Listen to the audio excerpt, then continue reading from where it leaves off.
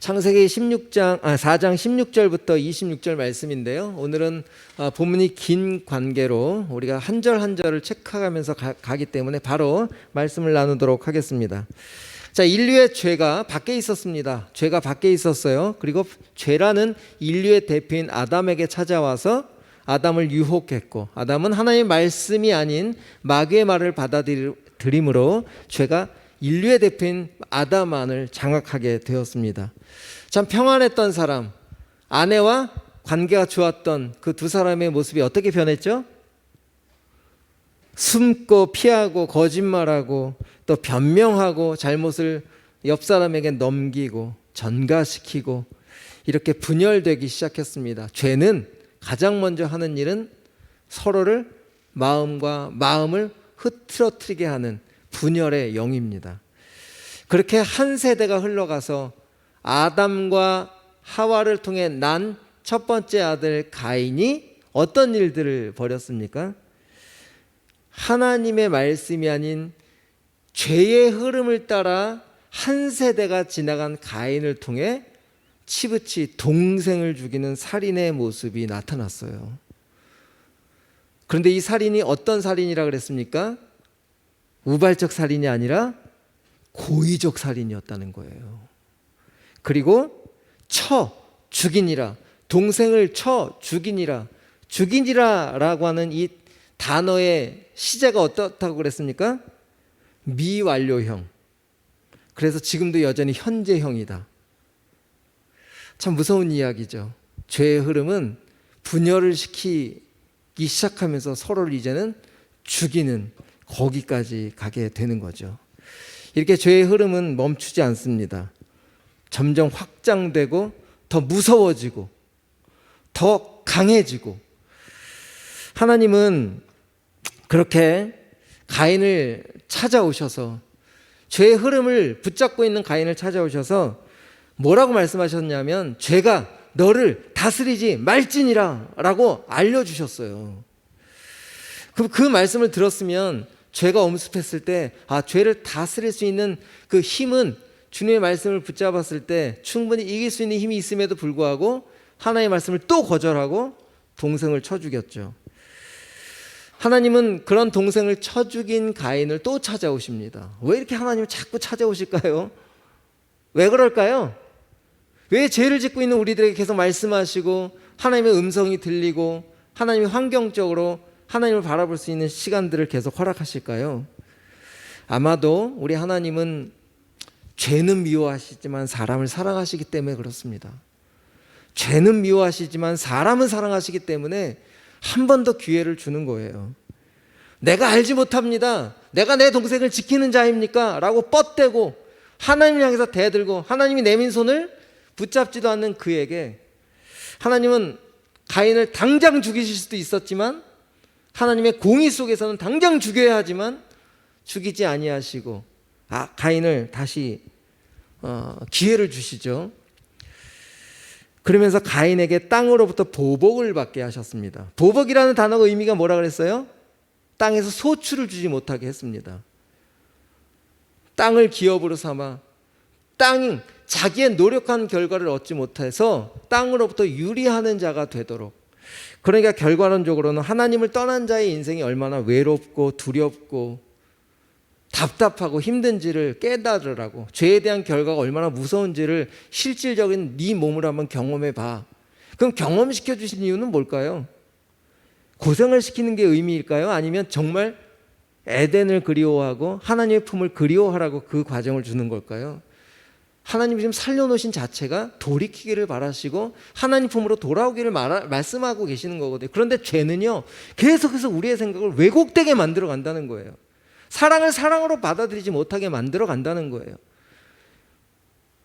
그 마음 진심으로 하시는 말씀을 내 주장, 내 생각에 다 가려져서 고집으로 받아들이는 거죠. 그렇게 하나님을 떠난 자의 인생, 그 외로움과 두려움 속에서도 언제든지 돌아올 수 있도록 하신 그 하나님의 마음을 거절하고, 오늘 이 가인이 어떤 일들을 벌이는지 한번 보겠습니다. 16절 한번 볼까요? 오늘 본문의 시작이 16절입니다. 우리 다 같이 읽겠습니다. 시작. 가인이 여호와 앞을 떠나서. 하나님이 계속 회복할 수 있는 기회를 주심에도 불구하고 자기의 생각과 고집이 그 하나님의 사랑이 사랑으로 느껴지지 못하도록 왜곡됐고 내 마음이 거절한 상태가 돼버리니까 드디어 등을 돌렸다는 거예요. 하나님으로부터 등을 돌렸다. 에덴 동쪽으로 등을 돌렸다. 그리고 그 등을 돌린 그 땅의 이름이 뭐라고 되어 있습니까? 뒤에 다시 한번 16절 올려주시겠어요? 등을 돌린 그 땅의 이름이 놋 땅이라는 거예요. 놋 땅. 놋이라는 단어의 의미는 유리하다, 방황하다, 슬픔, 애통 이런 뜻이 있어요. 자기 스스로가 주인이 되어서 살아가겠다는 그 땅은 아무리 노력하고 노력해도 이런 결과들뿐이 나타날 수 없다는 것. 사람이 주인된 나라는요, 각자가 주인된 나라는 결과론적인 것은 서로 싸우고 서로에게 상처 주고, 하나님 없는 세상은 우리가 지금 맛보고 있지 않습니까? 하나님 없을 때 우리 마음들이 모였을 때 얼마나 어려운 일들이 벌어지는지 사회를 바라봐도 그렇지 않습니까? 이제 자기가 서 있는 곳, 내가 거주하고 있는 곳, 여러분 지금 우리가 서 있는 땅이 바로 놋 땅이에요. 우리가 살아가는 이 땅이 바로 놋 땅입니다. 슬픔과 애통과 고통만 있는 땅. 근데 이곳에 왜 가인을 살게 하시고 왜 우리를 이 땅에 살게 하실까? 하나님은 고통을 주고 싶어하는 마음이 아니라, 다시 한번 말씀드리지만, 우리의 영원한 안식인 영원한 나라를 소망하기 위해서 이 시대를 살아가면서, 이 고통스러운 땅을 살아가면서 우리의 소망은 어디로 두라는 거겠죠? 땅이 아닌 영원한 하늘인 하나님 편을 소망하고 살아가라는 거겠죠. 그런데 가인을 보니까 17절에 졸리면 크게 읽겠습니다. 시작. 아내와 동침함에 그가 임신하여 에녹을 낳은지라. 가인이 성을 쌓고 그의 아들의 이름으로 성을 이름하여 에녹이라 하니라. 하나님의 구애, 하나님의 마음을 거절하고 하나님을 등지고 선 놋 땅의 첫 번째 한 일이 자기 아들을 낳고 그 아들의 이름으로 성을 쌓았다는 거예요. 여러분, 성을 쌓아 올렸다는 것은 무엇을 암시하는 걸까요? 하나님의 보호, 내가 너를 만나는 자마다 살인하지 못하도록 보호해 줄게라고 약속해 주셨잖아요. 그런데 그 하나님의 보호 필요 없다는 거예요. 내가 스스로 나를 지킬 수 있다는 거예요. 하나님 당신 필요 없어요. 내가 한번 지켜볼게요. 성을 쌓는 거죠. 그런데 여러분, 성은 보호의 의미가 아닙니다. 단절의 의미지. 성이 정말 가인을 지킬 수 있을까요? 여러분들이 쌓은 바벨탑이 여러분들을 지킬 수 있습니까? 여러분들이 쌓은 것들이 정말 여러분들을 안전하게 지켜줍니까? 살면 살수록 아니라는 거 느끼죠. 내가 쌓은 것들은 나를 지킬 수 없다는 것, 여러분들이 훨씬 더 잘 알잖아요. 인류의 문명이 시작된 이후로 오늘날처럼 소통의 기술이 발달된 시대가 어디 있습니까? 그렇죠? 그런데 성을 쌓기 시작한 인류의 오늘 최첨단의 결과를 살고 있는 이 시대에 우리를 보호하는 겁니까? 불통의 시대를 살고 있습니까? 저는 각 정당끼리 소통이 되지도 않고 교회마다 소통이 되지 않고 가족 안에도 소통이 되지 않는 이 시대를 바라보는 거예요. 그렇죠? 우리가 쌓아 올린 성이 우리 가정을 지킬 수 있는 것이 아니고 사회를 지킬 수 있는 것이 아니라 도리어 어떻게 변했어요 지금? 불통의 시대를 만들어가고 있는 거예요. 그러니까 성은 나를 지키는 겁니까? 아니면 단절을 의미하는 겁니까? 첫 번째 성을 쌓았다는 것은 하나님과의 단절을 의미하고 서로 간의 단절을 의미하는 거예요. 나를 보호한다고 시작한 일이 도리어 서로와 서로를 막게 되는 그런 일들을 시작하게 된 거죠. 18절 보십시오. 조금 더 나아가 봅시다. 가인이 이제 자식들을 낳기 시작하는데 5대가 지나가는데 5대의 이름들을 한번 보십시다. 가인의 아들 에녹이 이랏을 낳고, 이랏은 무후야엘을 낳고, 무후야엘은 무드사엘을 낳고, 무드사엘은 라멕을 낳았다. 지금 몇 대가 흘러갔어요? 5대가 흘러갔어요. 가인의 5대 손의 이름이 누구예요? 라멕. 자, 성경은 대표성을 두고 기록한다 그랬습니다. 다른 4명의 이름에 대한 인생사의 그 기록은 하나도 없고 이제 라멕에 대한 이야기가 오늘 펼쳐지는 거예요. 그래서 가인, 오늘 제목이 그 후손 라멕. 죄의 흐름을 붙잡고 가고 있는 그 대표성의 인물들을 성경은 지금 두각시켜서 우리들한테 보여주고 있는 거예요. 가인의 다음, 가인의 죄의 흐름을 이어가고 있는 라멕이 어떤 일들을 지금부터 어떤 역사를 만드는지 한번 보세요. 자, 19절 한번 자세하게 읽어보면 이제 라멕이 어떻게 변하는가. 자, 19절 다 같이 읽겠습니다. 시작. 라멕이 2 아내를 맞이하였으니 하나의 이름은 아다요, 하나의 이름은 실라였더라. 자, 라멕이라는 이름의 뜻이 뭐냐면 힘, 능력, 강하다 이런 뜻이 있어요. 힘이 있으니까 이 한 여자 갖고 이게 2 여자를 얻을 수밖에 없게 됐나 봐요. 드디어 일부 다처제 시작이 누구예요 지금? 라멕. 나를 지키겠다, 내 가정을 지키겠다고 시작한 이 성의 5대가 지나가니까 가정이 파괴되는, 2 아내를 맞이하게 된 이런 꼴이 되어버리는 거예요. 그러니까 내가 내 가정을 지킬 수 있습니까? 없습니까? 여러분, 여러분의 이름으로 절대 가정 지킬 수 없어요. 주님이 함께 하시지 않으면요, 주님의 힘을 우리가 붙잡지 않으면 정말 온전한 가정을 이뤄갈 수가 없어요. 이게 지금 최초의 가정 속에 일부 다처제인 가정의 무너짐을 지금 보여주고 있는 거죠. 얼마나 역설적인 모습입니까? 성을 쌓아서 나를 지키고 내 아들을 지키겠다고 하는 그 성이 도리어 가족과 가족을 흩어내는 이런 일들이 시작이 되는 거죠. 자, 그런데 이 부인들의 이름을 한번 확인해 봅시다. 첫 번째 부인의 이름이 아다라는 이름이에요. 이 아다라는 이름의 뜻은 꾸미고 장식하다라는 거죠. 잘 기억하세요. 아다라는 뜻이 뭐라고요? 첫 번째 아내 이름이 꾸미고 장식하다. 그러니까 이 라멕이 뭘 보고 결혼했다는 거예요? 외모를 보고 결혼했다는 거지. 정말 내면을 보고 결혼한 것이 아니라, 하나님이 원하시는 그 사람을 선택한 것이 아니라 내 눈에 맞는 사람, 꾸미고 화려하고 가진 것 때문에 내 마음을 빼앗아 갔다는 거예요. 그러니까 라멕이 선택한 첫 번째 아내 이름을 일부러 아다라는 이름을 주어서 라멕의 상태를 지금 드러내고 있는 거예요. 하나님의 흐름이 아닌 죄의 흐름은요, 보여지는 것을 따라가는 사람들이라는 거예요. 여러분, 결혼 상대를 골라야 될 우리 모든 청년들, 그렇죠? 라멕 따라가지 맙시다. 우리 고개라도 한번 끄덕여줘. 외모, 보여지는 것, 많이 가진 것, 그게 이 땅을 살아가는데 필요한 건 맞아요. 그런데 그것을 목적으로 결혼을 하는 순간 2번째 부인이 필요하다는 거잖아요 지금. 그렇죠? 꾸미고 화려한 그 사람을 선택했다면, 그게 만족이 됐다면 왜 2번째 사람을 또 선택했겠어요? 그 오늘 라멕의 이 2 아내의 이름을 통해서 우리들에게 도전하고 있는 거예요. 우리 형제들, 자매님들, 보이는 것 가지고 따라가지 맙시다. 정말 그 상대 안에 있는 주님을 보고 결정하면 정말 실수하지 않아요. 가진 것이 조금 부족해도, 외모로 조금 내 기준에 부족해 보여도 그 안에 주님이 계시다면, 그 말씀으로 사는 모습이라면 그 자매는 틀림없는, 그 형제는 틀림없는 거예요. 왜? 그 주님이 그를 다스릴 테니까, 그 가정을 붙잡아 줄 테니까. 꼭 기억했으면 좋겠습니다. 2번째 아내 이름이 뭐라 그랬습니까?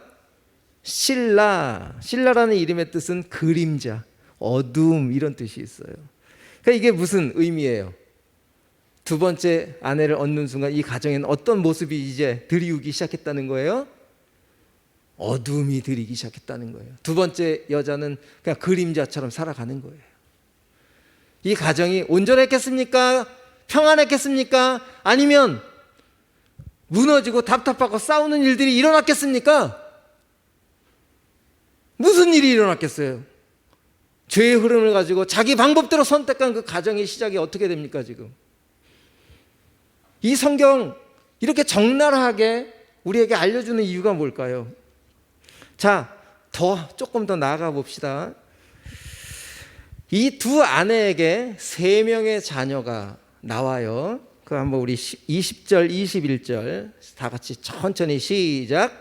아다는 아바를 낳았으니 그는 장막에 거주하며 가축을 치는 자의 조상이 되었고 그의 아우의 이름은 유발이니 그는 수금과 퉁소를 잡는 모든 자의 조상이 되었다. 이게 발자 돌림이네요. 야발, 유발. 발이라는 의미는 흐름, 개통 이런 뜻이 있어요. 무슨 흐름일까? 보십시다. 자, 첫 번째 아들 이름이 유발이에요. 유발. 유발은 뭐 하는 사람이라고요? 가축을 치는 자, 목축업의 조상이다 라고 이야기하는 거예요. 그런데 여러분, 고대 사회의 목축, 가축은 물질입니다. 돈이에요, 돈. 그러니까 두 여자 갖고 만족을 하지 못한 한 세대가 더 가니까 가인의 6대손이 되니까 무슨 일들이 벌어지느냐?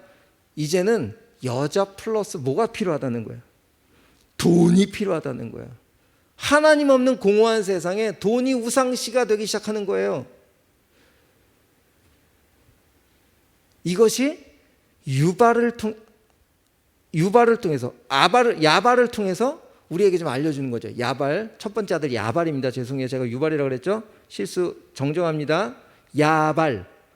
야발은 목축업의 조상이 되었는데 목축은 가축을 기르는 물질을 추구하는 사람이 되었다라는 거예요. 두 번째 아들 이름이 유발입니다. 유발은 뭐 하는 사람이에요? 수금과 퉁소를 잡은 자의 조상이 되었다. 이건 뭘까요? 음악이죠. 예술이죠. 돈 플러스 뭐가 필요한 거예요? 이제 유흥이 필요한 거예요. 돈 가지고도 해결이 안 돼. 이제 돈이 많으면 뭐해? 내게 흥을 주는 것들이 필요한 거죠. 여러분, 하나님이 없는 세상은 이렇게 뭔가 계속 채워야 만족을 느껴가는, 계속 단계를 채워가는 것이 지금 죄의 흐름 속에 있는 사람들의 모습이야 라고 지금 성경 우리한테 알려주는 거예요. 여러분들 마음속에 맞아. 솔직히 두 여자, 세 여자, 네 여자 돈만 있으면 상관없을 것 같죠.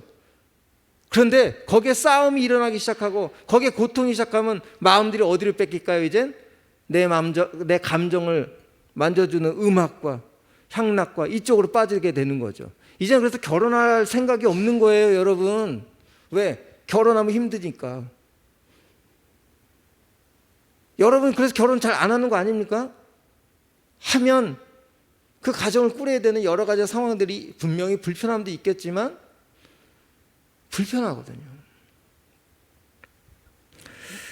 여러분, 이렇게 공허함이 없는, 하나님이 없는 그 자리에 공허함으로 가득 찬 세상의 흐름 속에 여자도 돈도 이제 음악적인 향락도 계속해서 그것을 채우려고 애를 쓰는 거죠. 그런데 두 번째 아내가 낳은 세 번째 아들 이름이 나와요. 22절 같이 읽겠습니다. 시작. 실라는 두발, 여기도 이제 발 돌림이에요. 두발 가인을 낳았으니 그는 구리와 쇠로 여러 가지 기구를 만드는 자요. 여기까지. 두발 가인은 지금 뭘 만드는 사람이에요? 쇠하고 구리로 여러 가지를 만드는 재주를 가졌다는 거예요. 이것은 문명 과학이라고 얘기도 하고, 원어에 보면 이걸 어떻게 해석하냐면 날카로운 무기를 만들었다라고 표현하고 있어요. 그러면 당시에 6세대가 딱 지나고 나니까 무슨 일들이 벌어진 거예요? 성을 쌓기 시작하고 각자 성끼리 서로 탐욕을 가지고 지금 무엇이 시작되고 있다는 거예요? 전쟁이 시작됐다는 거예요. 벌써 무기를 만드는 사람이 선진국이야. 그러니까 이 지금 세 번째 아들 두발 가인은 각 성마다 무기를 파는 무기상이 된 거지. 여러분, 요즘 무기 핵 갖고 있는 사람이 힘이라고 하는 것처럼, 이게 지금 죄의 흐름의 그 가인의 시대 6대손 그때의 일들이 지금 현재도 똑같이 진행되고 있죠. 왜요? 세상이니까. 죄의 흐름 속에 있는 이 세상이니까. 아무것도 변한 게 없어요.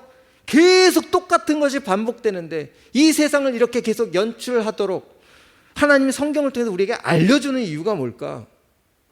우리에게 이렇게 적나라하게 사람 이름들을 통해서 너희들이 채워야 될 것들, 너희들이 채우려고 하는 것들 정말 무엇일까? 계속 퀘스천 마크를 여러분들이 질문하고 있는 거잖아요. 당신은 지금 무엇을 채워가고 있으십니까? 여러분 지금 뭐 채워가고 있으세요? 성체끼리의 전쟁이 있었다는 그 상황들 속에서 인류의 역사는 성체의 역사라고도 해요. 누가 성을 많이 가졌느냐, 누가 성을 많이 뺏고 빼앗느냐, 이게 인류의 역사 아닙니까? 이게 이 세상의 모습인 거예요. 좀 더 갖고 싶어서 침공을 하고 내 욕심에 더 영역을 확정하기 위해서 지금도 전쟁이 일어나고 있죠. 거기 희생은 누가 희생되고 있습니까? 지금 정말 하나님이 사랑하는 사람들이 희생되고 있는 거예요. 죄의 흐름을 가진 사람들의 욕심들 때문에 정말 정작 그 사람들이, 하나님이 가장 사랑하는 사람들이 지금 가장 고통받고 있는 거예요. 그러면 누가 고통을 받고 있는 거예요? 하나님이시죠. 하나님이시죠. 내가 사랑하는 이들을 살리기 위해서 가인이란 그 죄는 밉지만 가인을 살리시기 위해서 하기 위해서 하나님은 당장 죽이실 수 있어요. 그럼 죽였다면 가인은 영원한 회복이 없잖아요. 그냥 심판으로 끝나버리잖아요. 그 가인을 지금 살려놓으신 이유가 이 모양이 됐잖아요. 하나님하고 삿대질하는 것이 아니라 그 한 영혼이 천하보다 귀하돼서 그 영혼이 하나님께로 돌아올 수만 있다면 계속 허락하시고 말씀하시고 알려주시는 거죠. 제가 여러분들에게 소리를 질러가며 이 얘기하는 것이 무엇입니까? 여러분들 무슨 흐름을 타고 가고 있습니까? 이 시대의 거대한 흐름 속에 여러분들 같이 동참하고 있죠. 하지만 여러분들을 하나님이 가장 사랑하신다는 거죠. 그 사랑을 계속 거절하고 간다면 세상이 그 어떤 것으로 채워도 여러분의 이 마음은 절대 채울 수 없다는 것을 오늘 본문은 우리들에게 말씀하고 있는 거예요. 우리 23절 한번 보십시다. 이 람에게 절정의 시 한 편이 나와요. 23절 우리 같이 시작. 라멕이 아내들에게 이르되 아다와 실라여 내 목소리를 들으라. 라멕의 아내들이여 내 말을 들으라. 다 같이 크게 시작.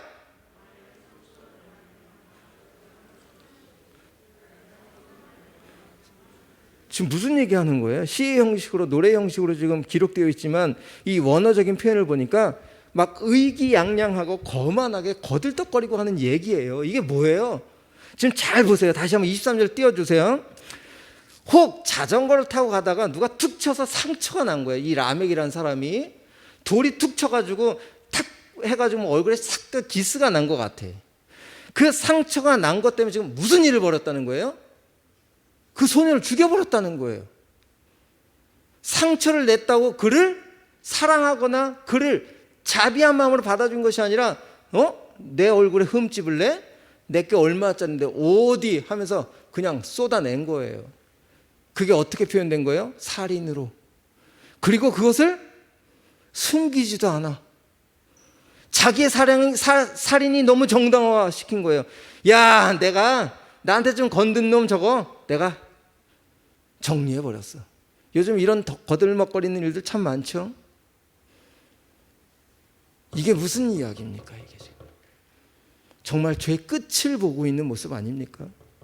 자기가 살인한 것조차도 전혀 양심의 가책을 느끼지 않고 그것이 도리어 자기의 훈장을 단 것처럼 자기의 권력인 양, 자기의 힘인 양 지금 선포하고 있는 이 노래소리가 우리들의 가슴 속에 어떤 뉘앙스를 버리고 있습니까? 우리 얼마나 사람을 속이는지 몰라요. 왜? 나만 드러날 수 있다면, 나만 다른 사람이 인정받을 수만 있다면, 내 욕심을 채울 수만 있다면 무엇이든 할 수 있는 이 시대. 여러분, 우리 공동체 안에도 너무 클리어하지 않은 사람들 많아요. 여러분의 정말 진실된 모습을 우리 하나님이 기뻐하신다는 거죠. 이제 말씀을 정리해 보겠습니다. 우리 25절, 26절 오늘 이 본문의 결론입니다. 우리 다 같이 천천히 읽어보겠습니다. 시작. 아담이 다시 자기 아내와 동침하매. 지금 잘 들으세요. 육대손이 지나가는 동안에 지금 아담이 지금까지 살아있었던 그 얘기가 아니라 하나님은 이런 과정 속에 아벨이 죽은 그 자리를 아담과 하와를 통해서 새로운 씨를 준비하고 있었다, 이 뜻이에요. 아시겠죠? 다시 한번 그 마음을 읽어봅시다. 아담이 다시 자기 아내와 동침하며. 이건 과거적인 일입니다. 아벨이 죽었을 때 그가 아들을 낳아 그의 이름을 셋이라 하였으니 이는 하나님이 내게 가인이 죽인 아벨 대신에 무슨 씨라고 해요? 다른 씨. 이게 중요한 거예요. 세상의 흐름의 씨가 아닌 하나님의 은혜를 입은 씨를 준비하고 계시다라는 거예요. 그 하나님 지금 가인을 버린 거예요. 지금 계속 유보하면서 살릴 방법을 강구하고 있는 거예요. 하나님은 가인이 아벨을 죽인 그 시간부터 벌써 다른 씨, 셋을 준비하면서 그들이 살 수 있는 방법을 여전히 은혜의 길을 세워가고 있었다는 거예요. 이게 성경이 우리한테 말씀해 주는 거예요. 이 세상은 악으로 치닫지만 복음의 빛은 여전히 비추고 있다는 사실입니다.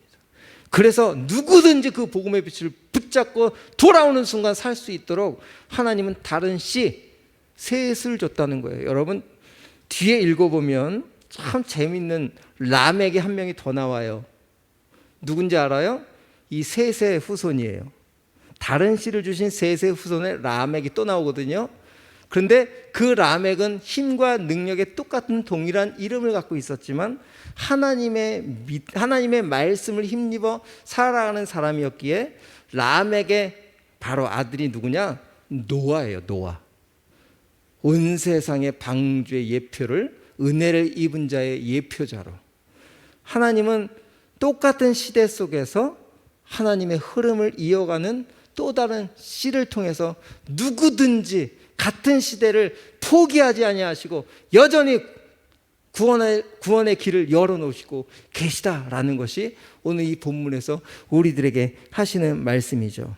26절, 셋도 아들을 낳고 그의 이름을 에노스라고 하였으며 그때의 사람들이 비로소 여호와 이름을 불렀더라. 여기 비로소 여호와 이름을 불렀다는 뜻이 뭘까요? 앞에 에노스라는 그 의미가 아주 중요해. 이 세상이 병들었다라는 뜻이에요. 그러면 이 셋이 이 시대를 바라보는 마음이, 하나님이 떠난 이 자리를 보니까 하나님 마음이 너무 아파요. 다들 하나님 떠난 이 사람들 병들어 있어요. 이들을 구원해 주세요 하면서 예배가 시작이 됐다는 거예요. 여러분 여기서 우리들은 구원받은 자로 이제 어떤 길을 걸어가야 되겠습니까? 세상을 바라보며 동조하는 같은 길을 걷는 사람들이 아니라 그들을 바라보며 긍휼히 여기고 불쌍히 여기고 주님의 마음으로 이 세상을 병든 걸 끌어안고 기도하고 그것을 예배를 시작할 때 하나님은 이 에노스 이후에 노아의 혈통을 통해서 온 세상을 구원하기 위해 작정하고 있는 거죠. 우리 찬양하면서 오늘 말씀을 좀 정리해 볼까요? 주 사랑이 나를 숨쉬게 해라는 찬양 할 텐데요.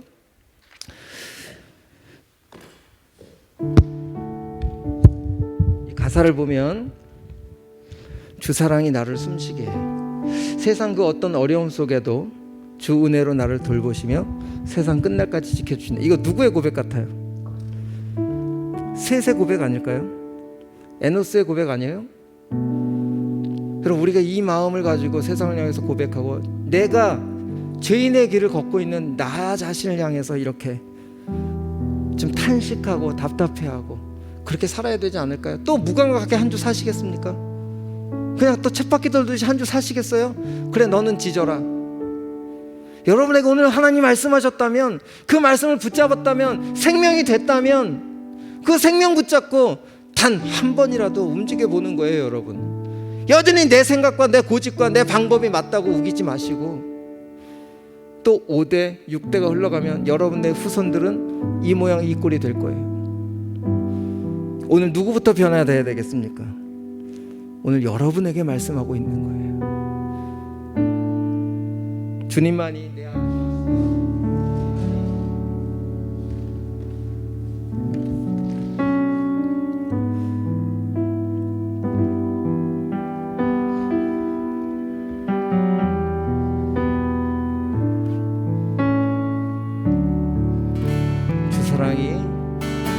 주 사랑이 나를 숨쉬게 해. 세상 그 어떤 어려움 속에도 주 은혜로 나를 돌보시며 세상 끝날까지 지켜주시. 우리 다시 한번 고백해 보겠습니다. 주 사랑이 나를 숨쉬게 해. 세상 그 어떤 어려움 속에도 주 은혜로 나를 돌보시며 세상 끝날까지 지켜주시. 주님만이 내 아픔 아시며 주님만이 내 맘 어루만지네. 어느 누구도 나를 향하시 주님의 사랑을 끊을 수 없네. 주님만이 내 능력이시며 주님만이 나의 구원이시네. 어느 누구도 나를 향하시 주님의 사랑을 끊을 수 없네. 우리 2절 고백합니다. 주 사랑이 나를 이끄시네. 주 사랑이 나를 이끄시네. 내가 갈 수 없는 그곳으로 주의 사랑 나를 붙드시며 세상 끝날까지 인도하시네. 주님만이 내 아픔 아시며 주님만이 내 맘 어루만지네. 어느 누구도 나를 향하시 주님의 사랑을 끊을 수 없네. 주님만이 내 능력이시며 주님만이 나의 구원이시네. 어느 누구도 나를 향하시 주님의 사랑을 끊을 수. 주님만이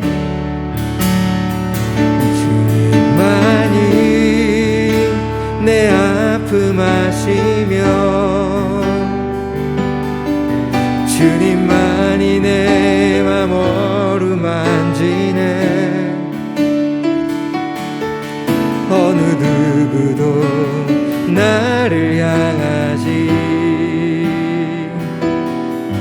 주님의 사랑을 끊을 수 없네.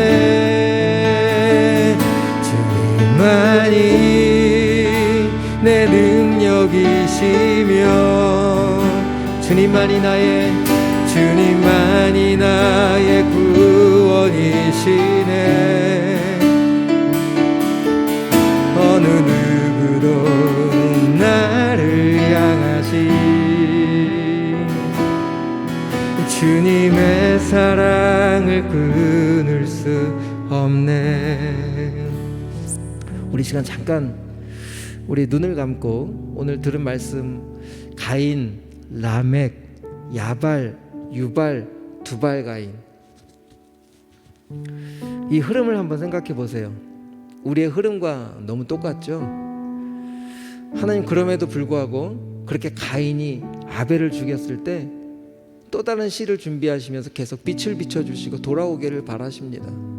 여러분 여전히 똑같이 쳇바퀴 돌듯이 또 학습된 그 길을 걸으시겠습니까? 우리 하늘님 청년부에게 오늘 이 말씀을 왜 해주실까요? 그곳에서 여호와의 이름을 불렀더라. 여러분이 있는 그 자리에서 여호와의 이름을 부르는 여러분이 되기를 축복합니다. 그렇게 한번 기도해 볼까요? 하나님, 내가 있는 그곳에 임재하여 주셔서 내가 있는 그곳에 주님의 기름 부으심으로 인하여 하나님을 예배하게 하여 주옵소서. 우리 그 마음 기도하며 나가겠습니다.